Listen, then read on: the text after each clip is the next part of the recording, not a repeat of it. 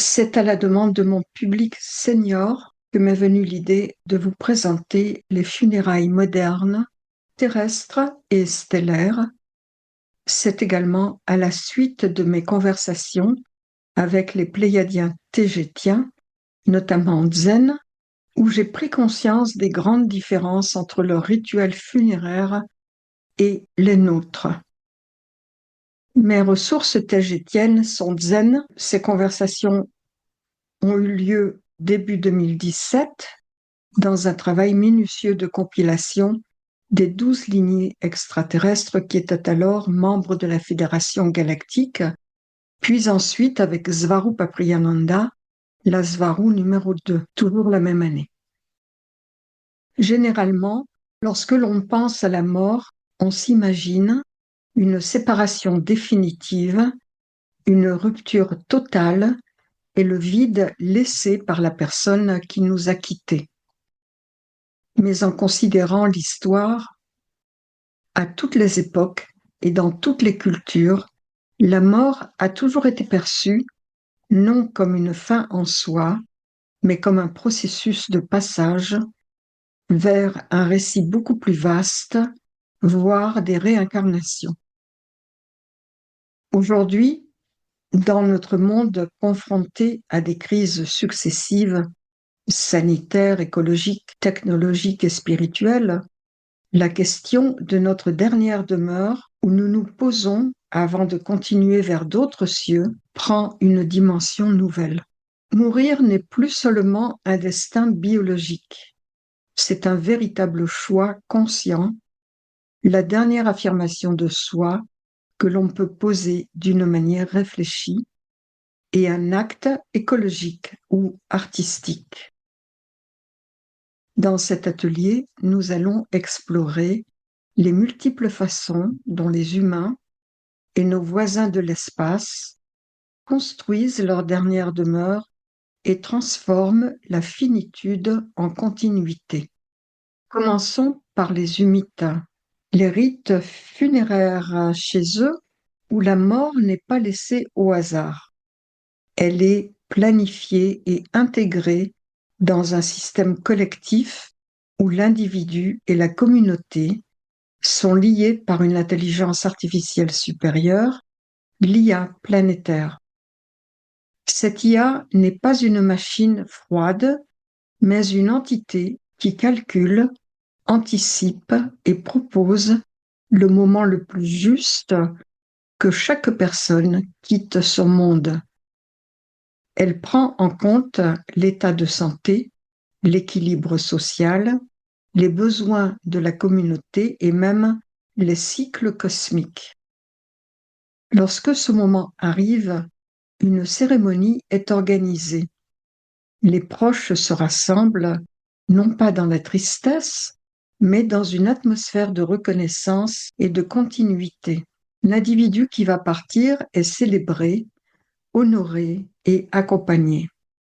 La mort devient alors un acte conscient, partagé et inscrit dans un rituel collectif. Le processus lui-même est singulier.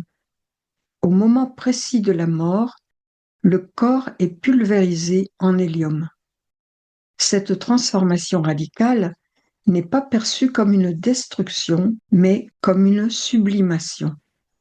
L'hélium, gaz léger et pur, est vu comme une matière de rendre le corps à l'atmosphère, de dissoudre la matière dans un élément qui s'élève et se dissipe. Le corps devient souffle, énergie et mémoire gazeuse. Ce rituel traduit une conception très différente de la mort. Il ne s'agit pas d'enterrer, de brûler ou de disperser par l'eau, mais de transformer les corps en gaz, de rendre l'individu à l'air et à l'espace. La mort est une ascension, une dispersion et une véritable libération spirituelle. Le rituel humide repose sur une technologie nucléaire avancée que nous ne maîtrisons pas ou pas encore ici sur Terre. Le procédé utilisé est une transmutation nucléaire dirigée.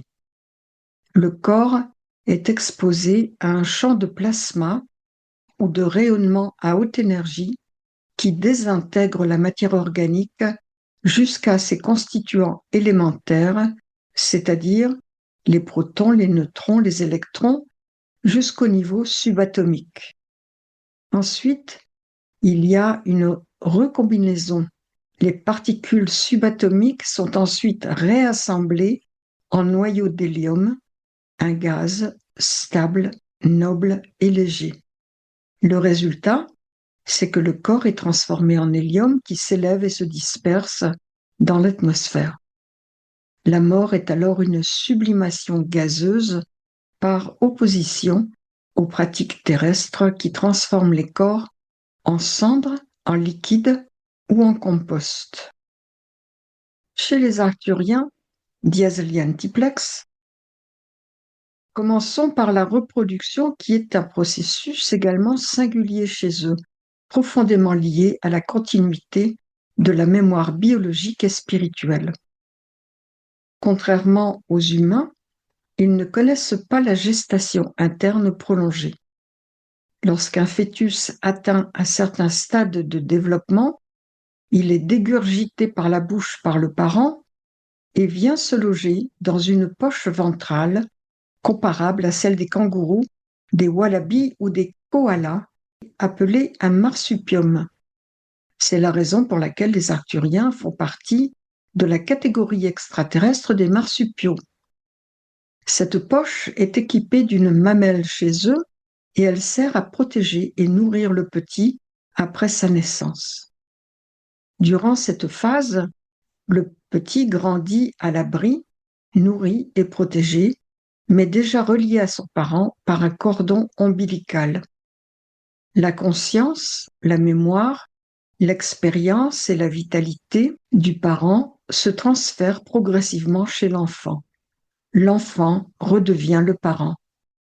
Ainsi, l'individu qui naît n'est pas une simple copie biologique, mais une continuité vivante, enrichie de la conscience de celui qui l'a engendré et des gènes de lignées anciennes. Lorsque le juvénile atteint son autonomie et que le parent lui a donné toute son énergie vitale et sa conscience, et que le corps auquel le jeune était attaché, donc celui du parent, s'est desséché, ce corps n'a plus de fonction biologique propre. Le juvénile, qui n'en est plus un, puisqu'il a en lui la conscience de son parent, quelquefois âgé de 10 000 ans, ce juvénile va déposer le corps au pied d'un arbre. Là, il se décompose et devient compost, nourrissant la terre et la forêt à l'intérieur de Viera.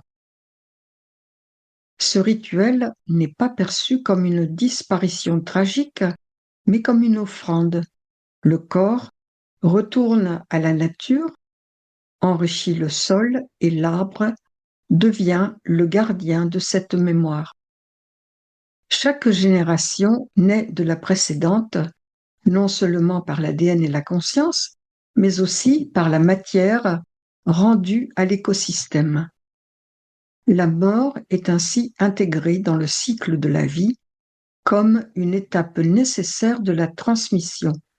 Chez les Arcturia Diazeliantiplex, reproduction et mort ne sont pas deux réalités séparées.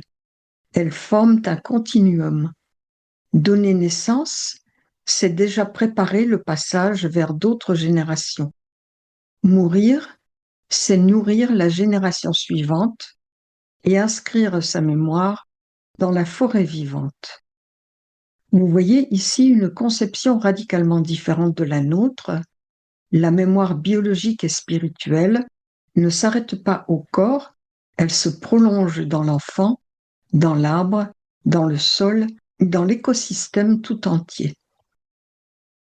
Sur Terre, nous commençons à inventer des pratiques qui résonnent étrangement avec les gestes des Arcturiens, les enterrements verts, les forêts funérariums, le compost humain autant de manières de rendre nos corps à la nature, de transformer la mort en régénération. Ainsi, ce qui se vit sur Viera et ce que nous expérimentons sur Terre se rejoignent dans une même intuition. La mémoire du vivant ne s'arrête pas au corps, elle se prolonge dans l'enfant, dans l'arbre, dans le sol, dans l'écosystème, et mourir devient un acte de continuité, une manière de nourrir la vie. Le volet 1 ne s'achève pas ici. Il se prolonge naturellement dans le volet 2, accessible via le forfait 4 en cliquant « Rejoindre ». Mes vidéos se déploient toujours en 2 temps. Le volet 1, entièrement gratuit, sans don, sans abonnement, ni collecte en ligne, vous offre un accès illimité et un visionnage libre à votre rythme, selon votre disponibilité, votre curiosité. Et le volet 2, plus sensible, plus mystérieux, souvent méconnu, réservé aux abonnés du forfait 4, vous offre un accès privilégié à des informations inédites. À très vite.